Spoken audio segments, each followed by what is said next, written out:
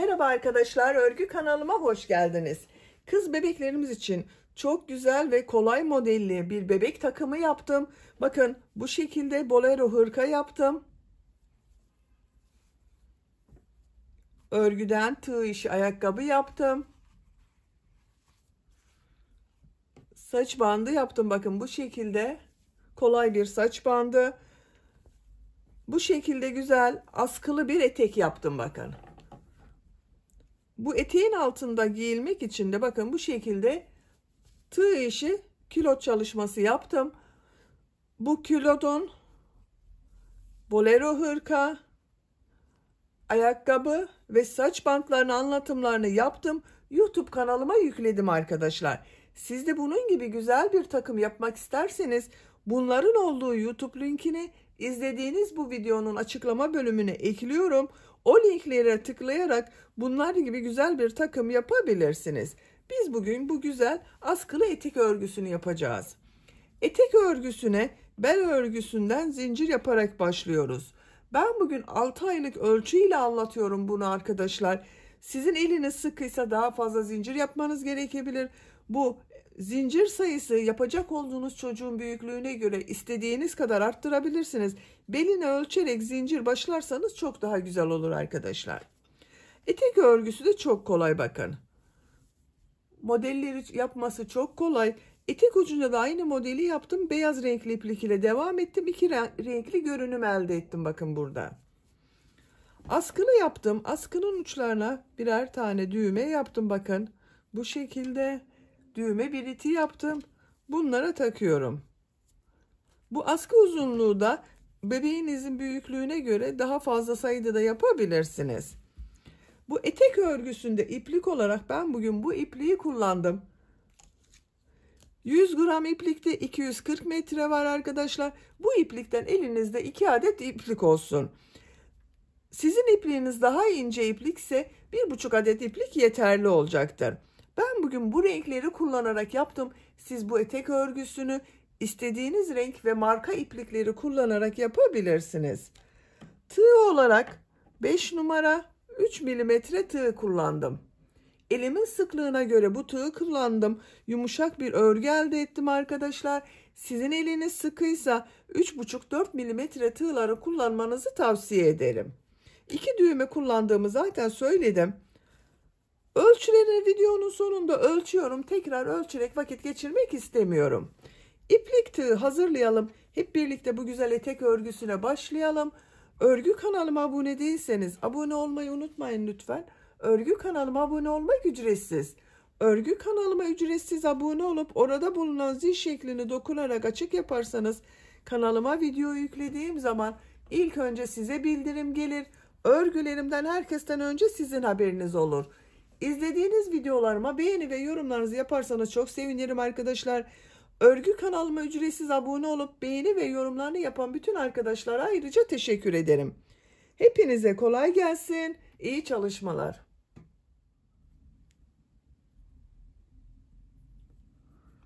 Örgüye zincir yaparak başlıyorum. Zincir yapmak için ilk ilmeği ben bu şekilde yapıyorum. Size nasıl kolay geliyorsa ilk ilmeği o şekilde yapabilirsiniz. Zincirleri yapmaya başlıyorum. Çok sıkı zincirler yapmıyorum arkadaşlar.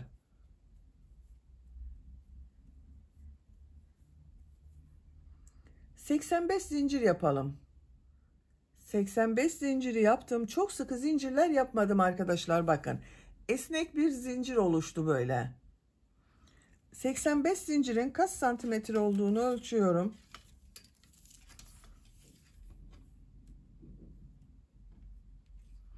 ...34 santimetre zincir uzunluğu var. 34 santimetre için ben 85 zincir yaptım. Sizin eliniz sıkıysa daha fazla sayıda zincir yapmanız gerekebilir arkadaşlar. El sıklığına göre bu zincir sayısı değişebilir. Bu zincir sayısı yapacak olduğunuz çocuğun bel ölçüsüne göre daha farklı da olabilir. Siz kaç aylık çocuk için veya kaç yaşındaki çocuk için yapıyorsanız onun beline ölçerek bu zinciri yapabilirsiniz. Her yaş için yapabilirsiniz arkadaşlar. Tığ üzerine iplik alıyorum. Bu sırada zincirler üzerine trabzan yapıyorum. 3 ilmek atlıyorum. 1, 2, 3, Dördüncü ilmeğe trabzan yapıyorum. Bu 3 ilmek atlayarak yaptığımda bir trabzan oluyor. Diğer ilmeklere trabzan yapıyorum.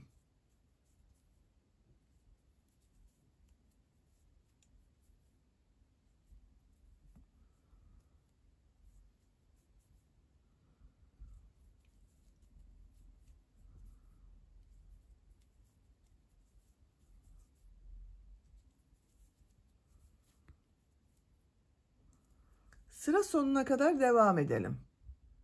Zincirler üzerine trabzan yaparak sıra sonuna kadar tamamladım. Bakın bütün ilmekler üzerine trabzan yaptım arkadaşlar.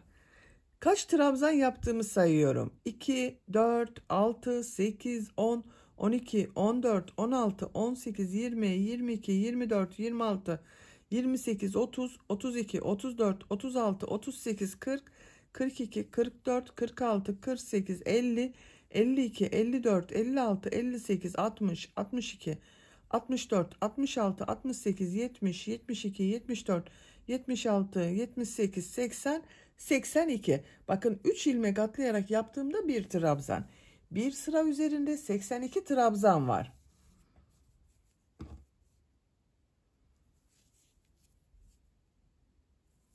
İlmek kaydırma yaparak bakın şu şekilde birleştiriyorum. Düzgün yapıyorum arkadaşlar. Bakın düzgün yaptım. Burada 3 ilmek atlayarak yaptığım 3. zincirin üzerine tığ taktım. İlmek kaydırma yaparak sırayı birleştiriyorum. Artık tek parça olarak devam edeceğiz. 2 zincir yapıyorum. Tığ üzerine iplik alıyorum. Bu ilk trabzanı boşluktan alarak trabzan yapıyorum. Bu sırada bir düz bir ters boşluktan alarak trabzan yapıyorum. Bakın ilk ilmeği boşluktan alıyorum, trabzan yapıyorum. Bunu ters taraftan boşluktan alıyorum, trabzan yapıyorum. Düz taraftan boşluktan alıyorum, trabzan yapıyorum. Ters tarafta boşluktan alıyorum, trabzan yapıyorum. Bir düz bir ters boşluktan alarak trabzan yapıyorum.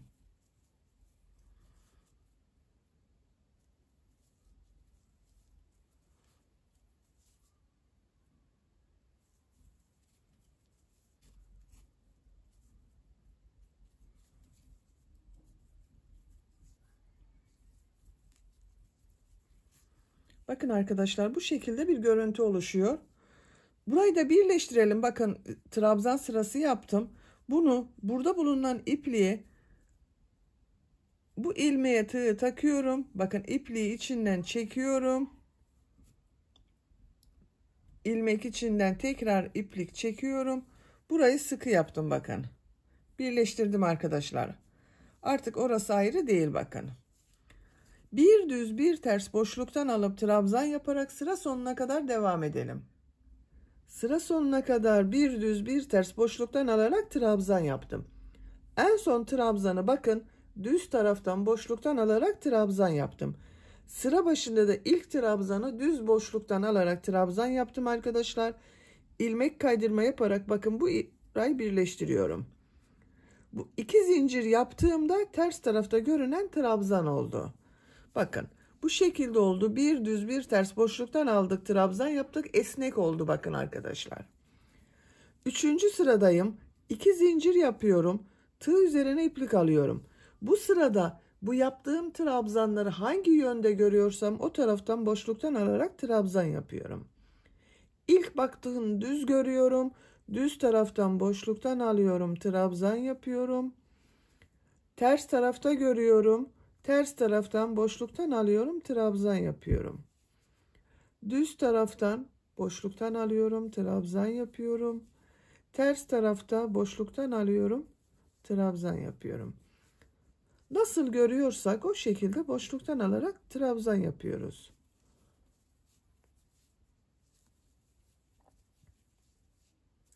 Sıra sonuna kadar devam edelim. Sıra sonuna kadar yaptım. İlmek kaydırma yaparak sırayı birleştirdim. 2 zincir yapıyorum. 4. sıradayım. Tığ üzerine iplik alıyorum. İlk bakın bu trabzanı boşluktan alıyorum, trabzan yapıyorum. Bu trabzan ters tarafta görünüyor. Ters taraftan boşluktan alıyorum, trabzan yapıyorum. Nasıl görüyorsam o yönde boşluktan alarak trabzan yapıyorum. Sıra sonuna kadar devam edelim. Bel örgüsünü 4 sıra yaptım. 1, 2, 3, 4. Bakın arkadaşlar bu şekilde oldu. Esnek oldu bakın. Santimetre olarak ölçüyorum. 3 santimetre genişlik var. Ben bunu 3 santimetre yaptım arkadaşlar. Siz tercihinize göre bir sıra fazla yapabilirsiniz. Veya daha küçük bebek için yapıyorsanız bir sıra eksik yapabilirsiniz. Şimdi model yerleştirmedeyiz. Bakın en son ilmek kaydırma yaparak sırayı birleştirdim. 3 zincir yapıyorum. Tığ üzerine iplik alıyorum. Üçlü trabzan yapıyorum. Aynı ilmek içine üçlü trabzan yaptım. 2 zincir yapıyorum. 2 üçlü trabzan yapıyorum.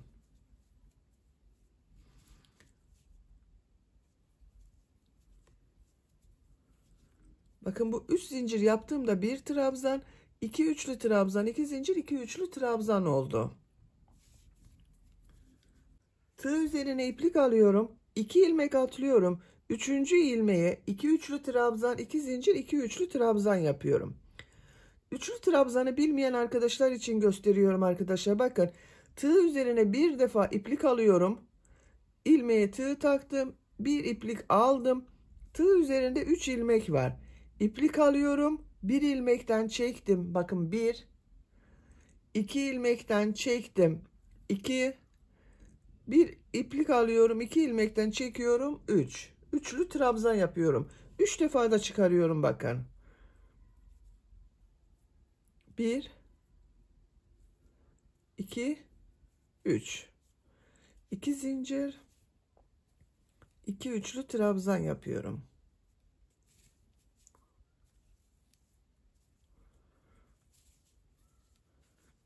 Tığ üzerine iplik alıyorum. 2 ilmek atlıyorum. 2 üçlü trabzan, 2 zincir, 2 üçlü trabzan yapıyorum.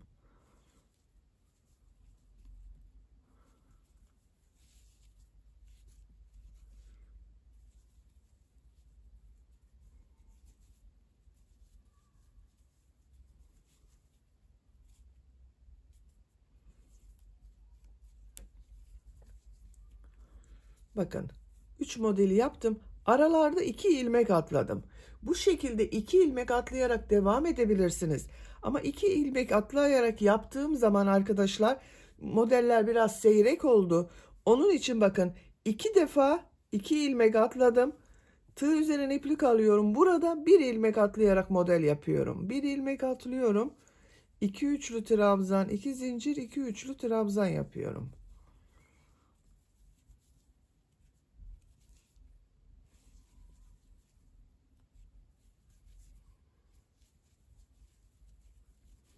Tığ üzerine iplik alıyorum. 2 ilmek atlıyorum. 2 üçlü trabzan, 2 zincir, 2 üçlü trabzan yapıyorum.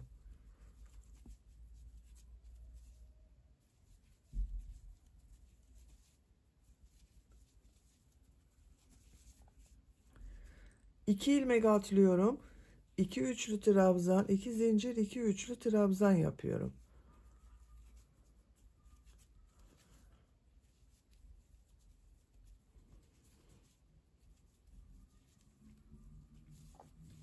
Bakın. 1, 2 yerde 2 ilmek atladım, model yaptım. Burada 1 ilmek atladım, model yaptım. 2 yerde 2 ilmek atlayarak model yaptım. Şimdi tekrar 1 ilmek atlıyorum. 2 üçlü trabzan, 2 zincir, 2 üçlü trabzan yapıyorum.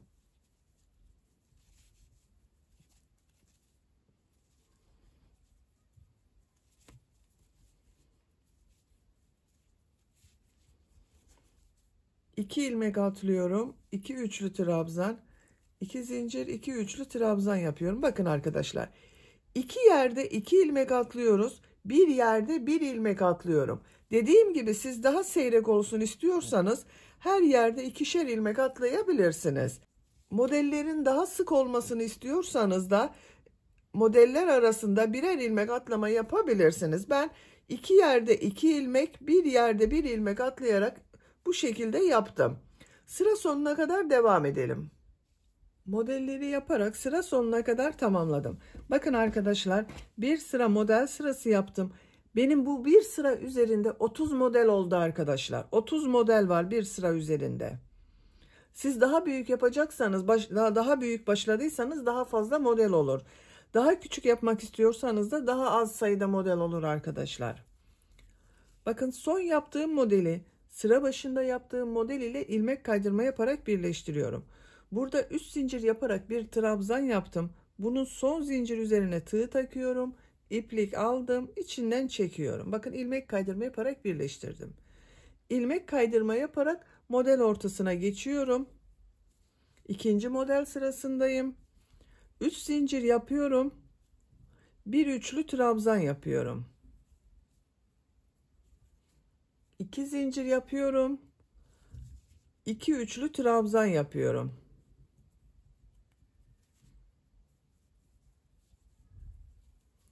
Tığ üzerine iplik alıyorum.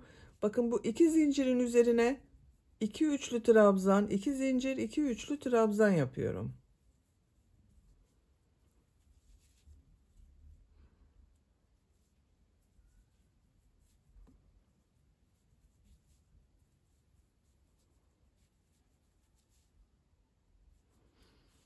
Diğer model ortasına yine 2 üçlü trabzan, 2 zincir, 2 üçlü trabzan yapıyorum.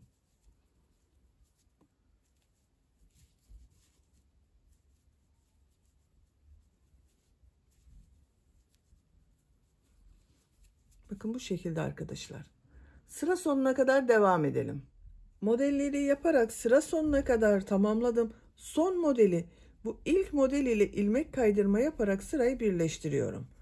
Bakın arkadaşlar, iki sırayı bitirdim. İlmek kaydırma yaparak model ortasına geçiyorum. 3 zincir yapıyorum. Tığ üzerine iplik alıyorum. Bir üçlü trabzan yapıyorum. 2 zincir yapıyorum. 2 üçlü trabzan yapıyorum.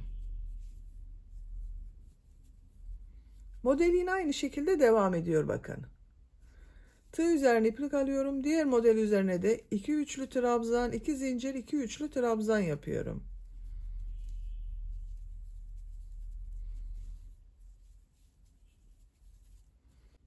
Sıra sonuna kadar devam edelim. İlmek kaydırma yaparak sırayı birleştirelim. Bir sonraki sıraya başlayalım arkadaşlar. Bu şekilde model sırasını tekrarlayarak örgüye devam edelim. Etek örgüsünü 10 model sırası yaptım. 1, 2, 3, 4, 5, 6, 7, 8, 9, 10. 10. sırada ilmek kaydırma yaparak sırayı birleştirdim. Santimetre olarak ölçüyorum. 18 santimetre yükseklik oldu arkadaşlar.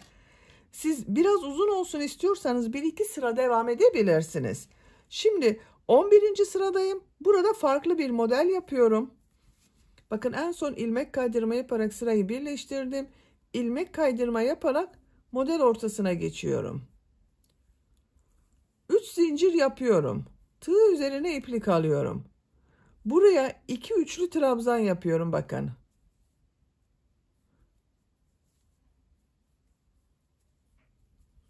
Başta yaptığım bu 3 zincir de bir trabzan, 3 üçlü trabzan oldu arkadaşlar. 2 zincir yapıyorum. Bu son yaptığım trabzanı, bakın burada bir ilmek görünüyor. Buna tığ takıyorum, iplik aldım, çektim. Tığ üzerinde 2 ilmek var. İplik alıyorum, ikisini içinden çekiyorum. Tığ üzerine iplik alıyorum. Buraya 3 üçlü trabzan yapıyorum.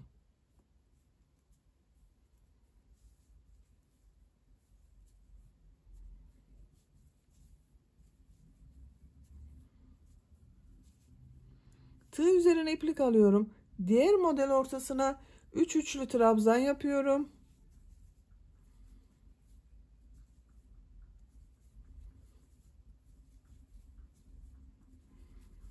2 zincir yapıyorum.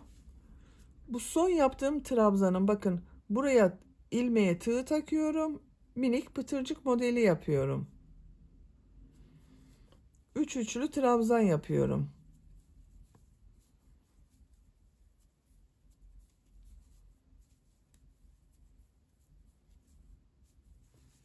Diğer model ortasına yine 3 üçlü trabzan yapıyorum.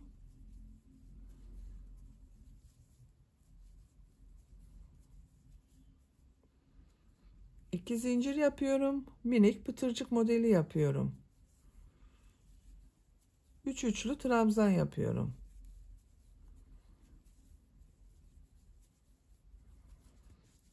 Bakın bu şekilde pıtırcıklı model yapıyoruz arkadaşlar. Sıra sonuna kadar devam edelim. Sıra sonuna kadar tamamladım. Son model ile ilk modeli ilmek kaydırma yaparak birleştiriyorum. İpliği kesiyorum.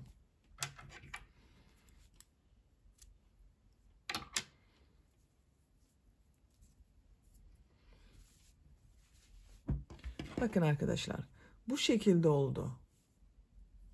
Pıtırcıklı model yaptık bu sırada. Şimdi beyaz renk iplik ile tekrar burada yaptığım gibi modeller yapacağız. Bu beyaz renkli iplik ile modeli arkadaşlar bakın şuraya yapıyoruz. Bu bir alt sırada iki model ortasında bulunan bu boşluklara model yapacağız. İlmek yaptım bakın bir tane. Şu şekilde bakın. Buraya bir ilmek yapıyorum.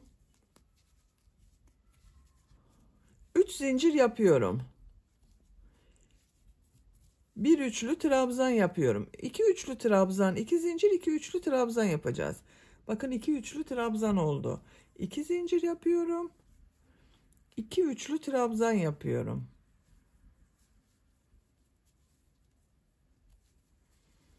Tığ üzerine iplik alıyorum. Diğer model ortası bakın şuraya. 2 üçlü trabzan yapıyorum.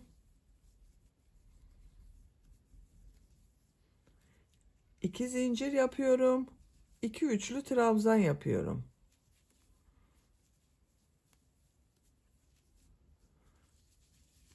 Bakın tekrar gösteriyorum arkadaşlar. Bir alt sırada bulunan bu iki model ortasına yapıyorum.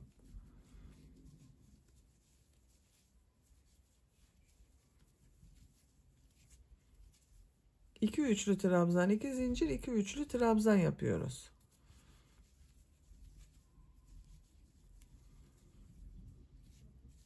Bakın bu şekilde. Görüntüsü böyle oluyor arkadaşlar bakın. Bu bir önceki sırada bu pıtırcıklı yaptığımız model üstte kalıyor bakın. 2 katlı gibi olacak burası. Sıra sonuna kadar devam edelim. Sıra sonuna kadar tamamladım. Son modeli ilk modeliyle ilmek kaydırma yaparak birleştiriyorum.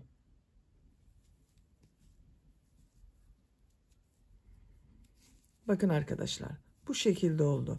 Bu sırada yine burada yaptığım gibi 2 üçlü trabzan, 2 zincir, 2 üçlü trabzan yaptım. Bu renk ile bakın son sırada yaptığımız üstte kalıyor arkadaşlar. Görüntüsü böyle oluyor.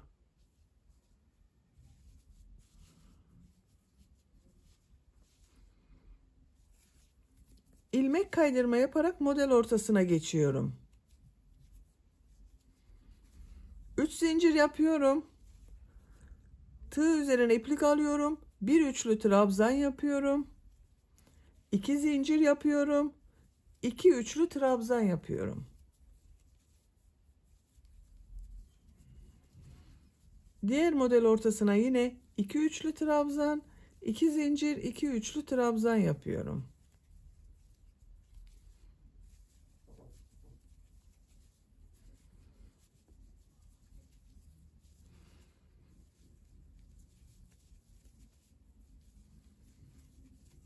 Bakın model aynı şekilde devam ediyor. Birkaç sıra bu şekilde 3 sıra yapabilirsiniz, 4 sıra yapabilirsiniz, 5 sıra yapabilirsiniz tercihinize göre. Beyaz modelleri devam edelim. Beyaz renk iplik ile modelleri 3 sıra yaptım arkadaşlar. 1, 2, 3. İlmek kaydırma yaparak sırayı birleştirdim. Bakın görüntü böyle oldu. 4. sırada bu renkli bölümün son sırasında yaptığım gibi pıtırcıklı modeli yapıyorum. Siz bunu 3 değil de 4 sırada yapabilirsiniz. Biraz daha uzun etek olsun istiyorsanız 4 sıra model yaptıktan sonra bu pıtırcıklı bölümü yapabilirsiniz. İlmek kaydırma yaparak bakın zincirli boşluğa geçiş yapıyorum. 3 zincir yapıyorum. Tığ üzerine iplik alıyorum. 2 trabzan yapıyorum. Üçlü trabzan olarak yapıyorum bakın. Bu 3 zincirle birlikte 3 trabzan oldu. 2 zincir yapıyorum. Pıtırcık yapıyorum. 3 trabzan yapıyorum.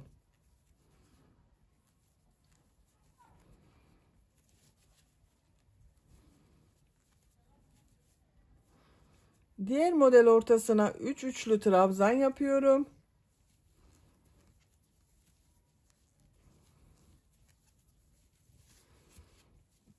2 zincir yapıyorum.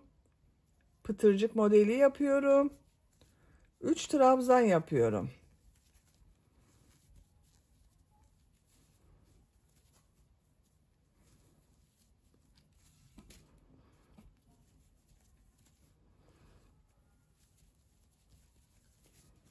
Bakın. Buranın aynısı oluyor arkadaşlar. Sıra sonuna kadar devam edelim. Sıra sonuna kadar modelleri yaptım. Son modeli ilk yaptığım bu model ile ilmek kaydırma yaparak birleştiriyorum. İpliği kesiyorum.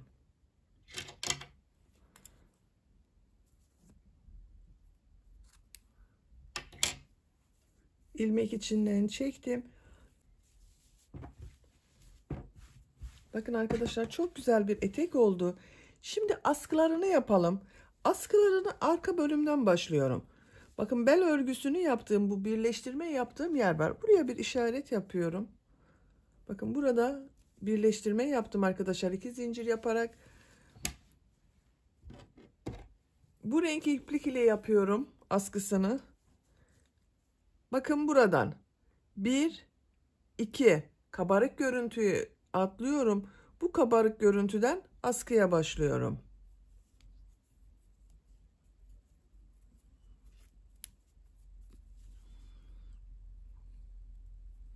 Buradan bir ilmek yapıyorum. 3 zincir yapıyorum. Tığ üzerine iplik alıyorum. Ters tarafta görüyorum. Ters taraftan boşluktan alıyorum. Trabzan yapıyorum. Düz tarafta görüyorum. Düz taraftan boşluktan alıyorum. Trabzan yapıyorum. 7 trabzan ile askıyı yapıyorum arkadaşlar. Bakın. 1, 2, 3, 4, 5,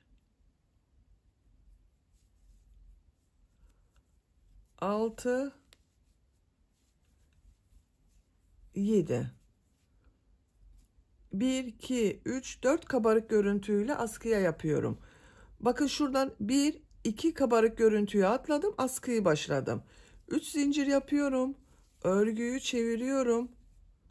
Nasıl görüyorsam o yönde boşluktan alıyorum. Trabzan yapıyorum.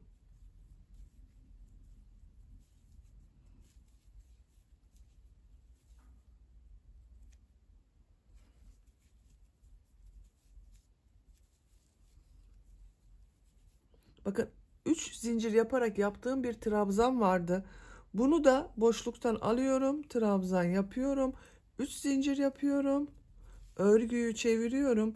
Yine nasıl görüyorsam o yönde boşluktan alarak trabzan yapıyorum.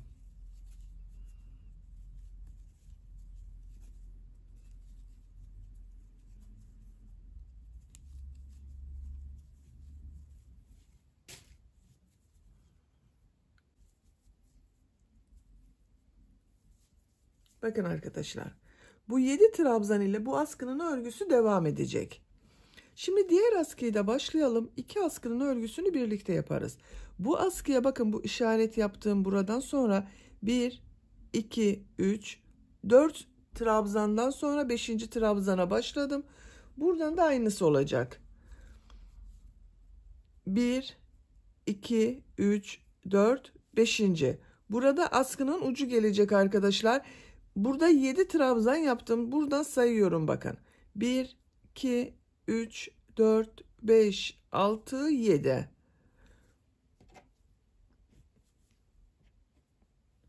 İpliğin diğer ucuyla diğer askıyı başlıyorum.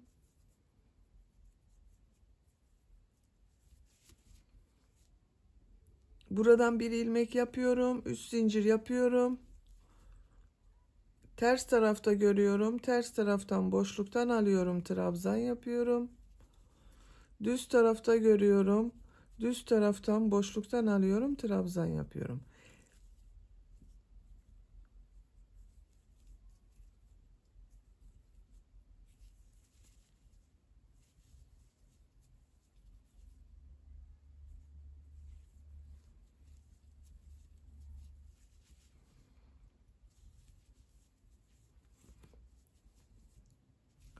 Bakın üst zincir yaparak bir trabzan yaptım. 1, 2, 3, 4, 5, 6, 7. 7 trabzan oldu. Görüntüsü böyle bakın. 2 askının mesafesi. 3 zincir yapıyorum. Örgüyü çeviriyorum. Nasıl görüyorsam o yönde boşluktan alıyorum. Trabzan yapıyorum.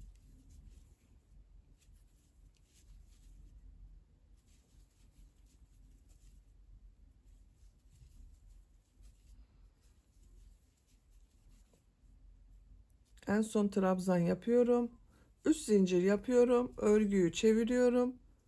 Bir düz bir ters boşluktan alarak trabzan yapıyorum. Bakın arkadaşlar. 2 askının örgüsü bu şekilde devam edecek. 2 askının örgüsünü bu 7 trabzan ile devam edelim. 2 askının örgüsünü tamamladım. Bakın arkadaşlar, aynı uzunlukta yaptım. Kaç sıra yaptığımı sayıyorum. 2, 4, 6, 8, 10, 12, 14, 16, 18, 20, 22, 24, 26, 28, 30, 32, 34, 36, 38, 40, 42, 44, 46, 47 sıra yaptım. Santimetre olarak ölçüyorum.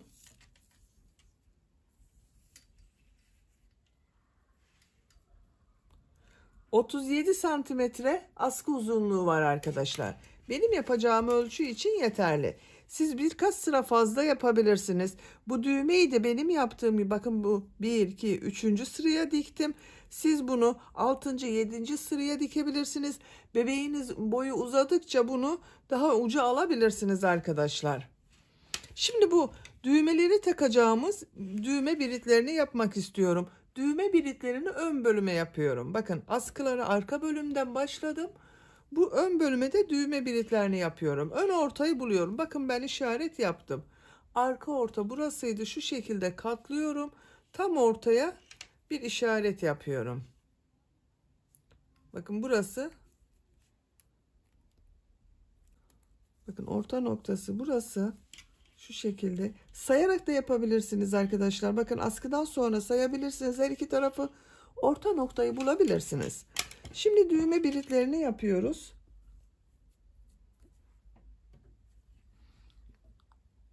Buradan sayıyorum bakın.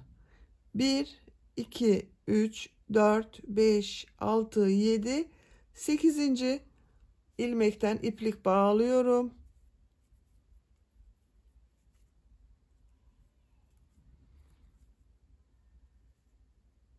Buradan bir ilmek yaptım. Zincir yapıyorum.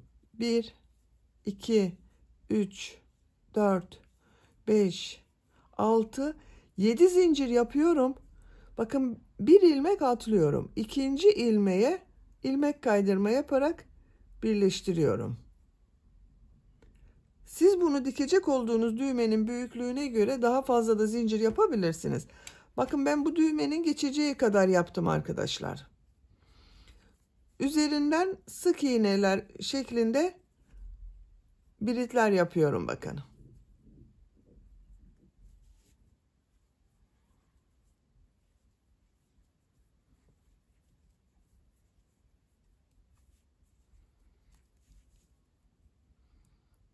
ilmek ile ilmek kaydırma yapıyorum, bitiriyorum. Bakın düğme iliğini yaptım, takıyorum.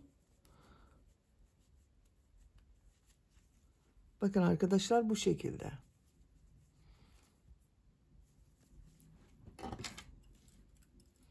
İpliği kesiyorum. Diğer düğme biritini de yapalım. Buradan sayıyorum bakın. 1, 2, 3, 4, 5, 6, 7, 8. Bakın bir ilmek atladım. Düğme biritini yaptım. 10'uncuya geçiyorum. 9, 10. 10'uncuya iplik bağlıyorum.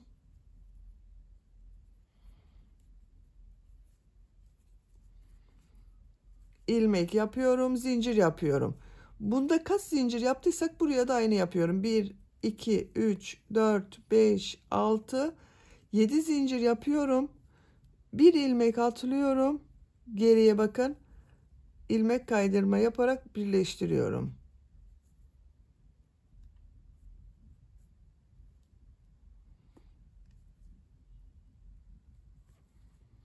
Üzerinden sık iğne yapıyorum.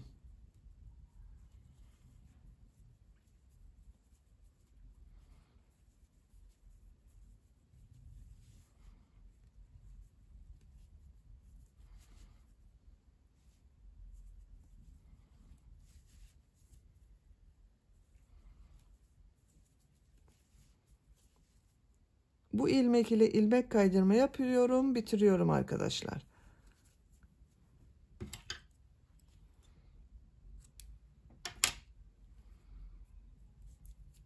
Örgüyü bitirmiş oldum böylece.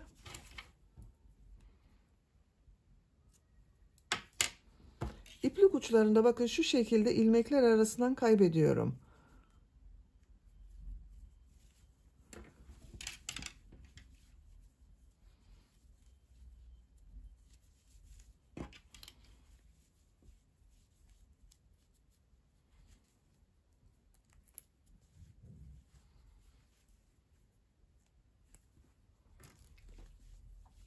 Böylece örgüyü bitirmiş oldum arkadaşlar. Bakın çok güzel oldu askılarıyla birlikte. Bitmiş olarak size ölçülerini söylüyorum. Etek örgüsünün buradan bel genişliğini ölçüyorum. 23 santimetre. Etek yüksekliğini ölçüyorum. 23 santimetre. Ben bugün 6 aylık bir bebek için yaptım. Bu büyüklükte bir etek oldu arkadaşlar. Beni dinlediğiniz ve izlediğiniz için hepinize çok teşekkür ederim. Örgü kanalıma abone değilseniz abone olmayı unutmayın lütfen. Örgü kanalıma abone olmak ücretsiz.